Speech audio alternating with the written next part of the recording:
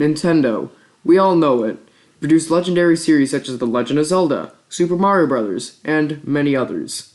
Most of these games have been documented as some of the greatest of all time, which makes you wonder, how did Nintendo become such a powerhouse in gaming?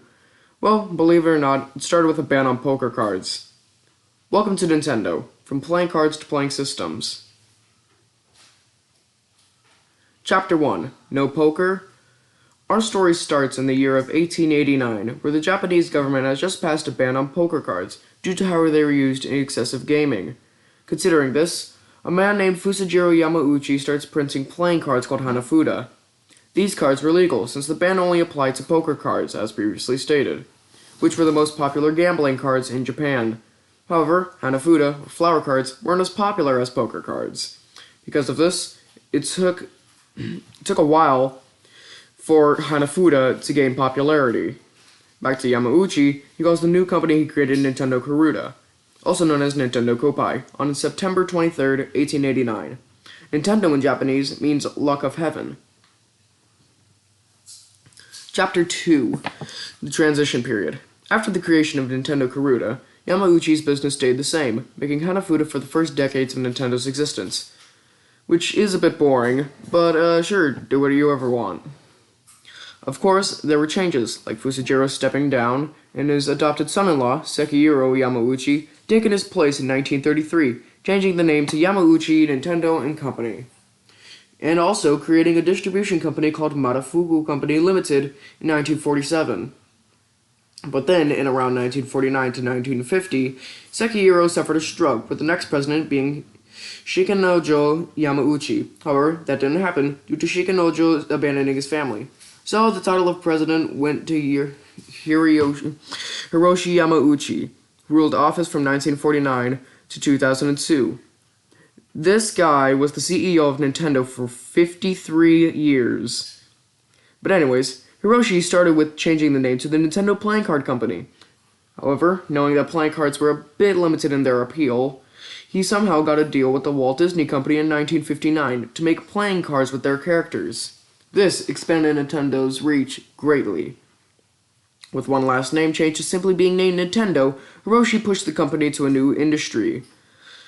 Hopefully this plane won't crash like the stock market, right? During his presidency, Hiroshi wanted to take risks and make new endeavors. These endeavors included taxis, vacuums, food, and they even went as far as running love hotels. As the angry video game nerd once said, what were they thinking? However, these products utterly failed, and with the card industry at a low, this left Nintendo in a very bad spot money-wise. However, not to give up, the company tried making toys like board games instead. But then, a little-known employee named Gunpei Yokai comes into the picture, but he makes a big impact. This is because one day, while making cards, he was playing with a grabbing device he made. Hiroshi saw it and decided to mass-produce it for the 1976 Christmas season, with the device being known as the Ultra Hand. From here, the company would primarily make toys, with the logo similar to the modern Nintendo logo being used here. Some of these games would even be used for future games. The future was bright once again. Chapter 3, Gaming in the King of Kongs. In 1977, Nintendo tried experimenting with video games with a series of consoles known as the Color TV game, starting with the Color TV 6. Why? These were simple Pong consoles when everyone was into that kind of thing. 1980 rolls around and Yokoi creates the Game & Watch after reportedly seeing a Japanese salesman playing around on his calculator. These two products really made Nintendo become a video game company. Around the same time, Shigeru Miyamoto, director of Nintendo, wanted to create an arcade game based on a popular IP, Popeye. However, for some reason, the license fell through, leaving Miyamoto to create new characters. Thus, Jumpman and Donkey Kong were made, being based on Popeye and Bluto respectively. Olive Oil would become Jumpman's girlfriend, Pauline. The arcade game was released in 1981, becoming an instant hit, with even some Donkey Kong-based Game & Watches released. Things were looking great for the video game industry. But guess where we're going with this? Chapter 4, Mario Start. It's 1984, the video game crash of '83 just happened, and the video game market has gone to pot. From its ashes, Nintendo releases the Famicom, or Nintendo Entertainment System as it's known overseas. Hundreds of games were released on this 8-bit machine. A launch title for the Famicom was the incredibly famous Super Mario Bros. However, you may have never actually heard of it. One of the first video games that had actual levels, instead of the same level repeated over and over again, like Pac-Man or Space Invaders. The story of Super Mario Bros. Is that a turtle monster by the name of King Koopa has taken over a wondrous land known as the Mushroom Kingdom, and enslaves the happy mushroom-like creatures named Toads. Koopa also takes the heir to the Mushroom Kingdom's throne, Princess Toadstool. On the furthermost provinces of the kingdom, two brothers, Mario and Luigi, find out about this princess napping and decide to save her from the claws of King Koopa. Super Mario Bros. Was a smash hit around the world and is one of Nintendo's most popular games to date. So, Nintendo made a sequel. In Japan, it was known as Super Mario Bros. 2, but overseas, it was called Super Mario Bros. The Lost Levels. If there is one word to perfectly describe the game, it would be difficult. Super Mario Bros. 2 is marketed as a game only masters of Super Mario Bros. Could play, and even then, they would still struggle. This game was, matter of fact, so difficult that Nintendo of America refused to release it in their market. It was, however, released as part of the Super Mario Bros. All-Stars game pack for the SNES.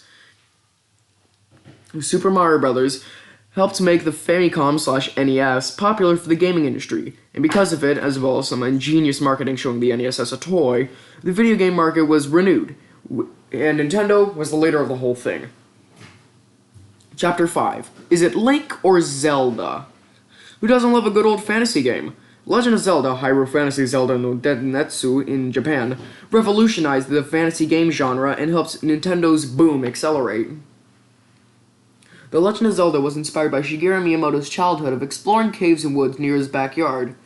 When creating The Legend of Zelda, Miyamoto made sure that the wonder of exploring would still be retained.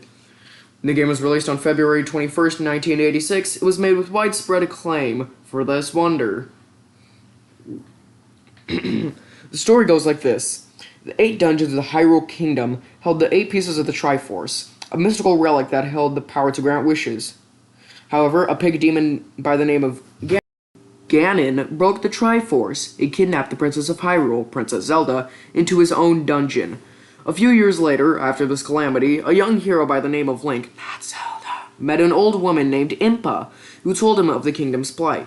Link, thus, decides to gather the 8 pieces of the Triforce and save Zelda. The Legend of Zelda saw massive success for its unique gameplay, and as such, helped the NES's boom that much more, especially given that it was one of the first adventure games on the system. But Nintendo wasn't satisfied enough and decided to go back to their roots. Chapter 6. Playing some games, boy. While the NES was out on the market, another project was being worked on in Nintendo HQ, a successor to the Game & Watch. However, this project had interchangeable cartridges, like an NES. This meant that you didn't have to use a new console every time you wanted to play a different game on the road. This project was known as the Game Boy, and in 1985, Gunpei showed Hiroshi the prototype and Hiroshi was impressed. So, in 1989, the Game Boy was released and bundled with a game known as Tetris, which was made by a Russian engineer named Alexei Pajitnov. The Game Boy blew up from there, using primitive technology to create something new. During this same time, Atari, the previous video game king, and another small company named Sega released their own handhelds, the Atari Lynx and the Sega Nomad. Even though these were more modern, they had pitiful battery life and limited games, while the Game Boy prospered with multiple games, like the Mario Land series, Zelda Link's Awakening, and even the Kirby series, which, actually, Kirby got his start on the Game Boy. That's some nice trivia. The Game Boy also had multiple versions, ranging from the Game Boy Pocket to the Game Boy Advance and to the Game Boy Micro, which kept it relevant all the way to the early 2000s. All in all, the Game Boy line of systems sold 118.69 million units, a huge success for Nintendo. But there was a challenger looking ahead.